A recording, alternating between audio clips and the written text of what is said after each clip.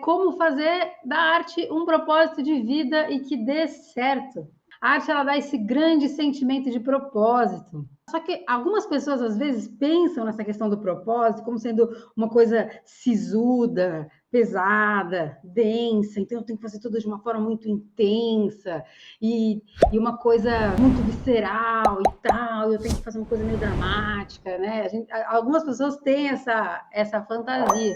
Mas, de verdade, uma arte ela pode evocar alegria, ela pode evocar beleza, ela também pode evocar indignação, tristeza, tudo isso faz parte, amor. Então, por isso é tão importante essa questão de que você precisa alinhar isso com a sua vida e com algo que seja peculiar seu. Então isso aqui a gente vai entrar nesse tema hoje, nesse assunto. É importante entender o que é esse dar certo para cada um e entender quais são todas as funções que podem ser.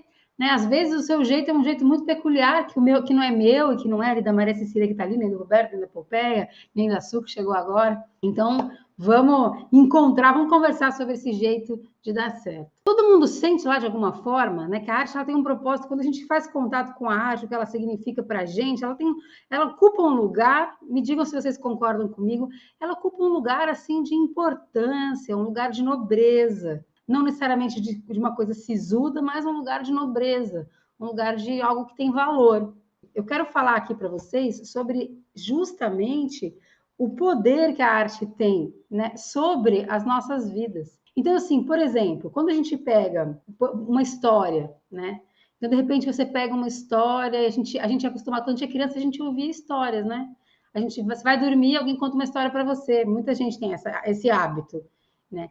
E aquelas histórias, vocês já pararam para pensar o que aquelas histórias que a gente ouve quando a gente é criança, o que elas fazem com a gente? Elas colocam uma direção e elas ensinam coisas para a gente. Olha lá, desperta em nós um mundo imaginário e criativo, sim.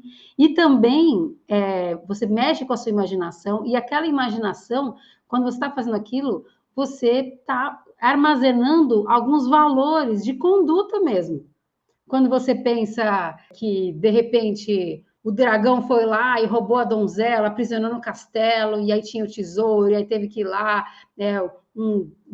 de repente, um guerreiro lutar com aquele dragão, e a coisa vai indo assim, e você vai armazenando valores. E olha como esses valores, eles conduzem a nossa sociedade. O que a gente vai se tornando. Essas histórias que a gente foi ouvindo foi fazendo coisas com a humanidade, foi fazendo a humanidade chegar nesse ponto, né? Até aqui onde a gente está hoje. Então, as histórias, elas fazem isso, elas conduzem de alguma forma, né? Elas conduzem as nossas condutas. Os estudos, por exemplo, que existem profundos sobre os mitos, o que são os mitos? São as histórias das culturas, as histórias que contam, né, que contam aquelas sagas daqueles heróis, ou daqueles errantes, daquela coisa toda, e conta aquele desenho daquela história, ensina para a gente alguns valores importantes sobre a vida. Vocês estão entendendo isso? Né? Então, o que acontece aqui? Você junta, então agora vamos pensar junto. Então, você pega esses mitos, essas histórias, né? E você pensa que quando você faz arte, de alguma forma, você também faz isso, certo? É como se você estivesse criando histórias. Isso daqui é uma parte de uma riqueza muito interessante, né? Quando fala assim, a arte transforma, de que forma? Gente, assim, né? Porque você vai lá e você começa a mexer com as suas histórias, de repente você coloca uma arte no mundo e ela mexe com as histórias das pessoas que veem aquela história, ela vai ganhando novos formatos, novos valores. Então, essas histórias, elas têm essa função, né? E aí, acontecia uma coisa nas culturas mais antigas, a gente tem não sei se vocês já ouviram falar, né, de um autor chamado Joseph Campbell. Vocês conhecem Joseph Campbell? Joseph Campbell, ele foi um escritor, um mitologista, um conferencista, ele era um professor, e ele foi um grande estudioso da obra de Jung também, porque ele tinha essa questão de estudar, né, os mitos. Então, o que aconteceu? O que ele falava? Vou falar uma coisa que é muito Gente, quando eu entendi isso, isso aqui é muito precioso. Eu estou falando isso aqui para vocês. Entendam que vocês têm uma coisa tão valiosa nas mãos, né?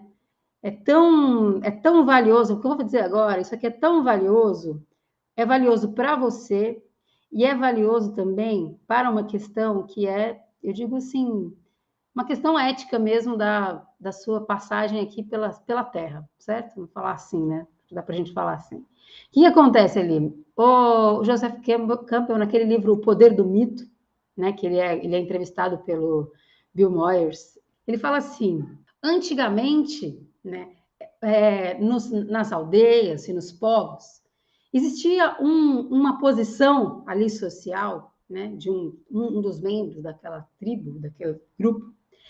O que acontecia com essa pessoa? Ela era quem era um cargo que era o xamã de uma tribo. O que era o papel de um xamã de uma tribo? Geralmente era um sábio que tinha visões, né? Um visionário daquela tribo. Ele tinha visões de futuro, né? Então ele antevia coisas e ele contava essas histórias, né? Então esses papéis, eles tinham esses papéis de serem como se fossem criadores de mitos, né?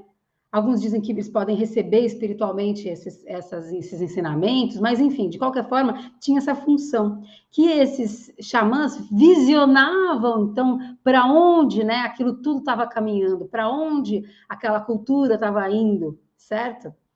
E aí, nessa conversa, nessa entrevista desse livro, que é muito interessante, o Bill Moyers pergunta para o Campbell, mas quem você acha que tem essa função hoje, né? Porque isso vai mudando, a gente vai amplificando, né? Vai transformando.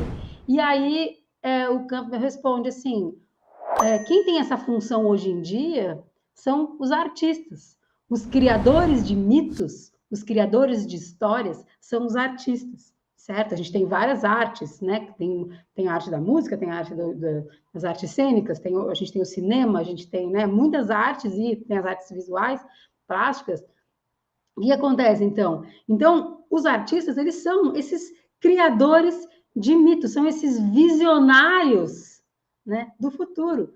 É como se a função de fazer uma boa condução dentro desse imaginário da humanidade, porque entenda que esse imaginário é que conduz para algum lugar. Estou falando aqui, não fui eu que inventei isso, não fui eu nem que estudei isso tudo, estou falando de uma coisa que eu estudei depois de ter sido já descoberta, estudada, né? Por exemplo, isso. Ó, então, se os artistas têm essa função de criadores dos mitos e dessas imagens. Gente, eu estou dando aqui falando de uma função muito transformadora mesmo.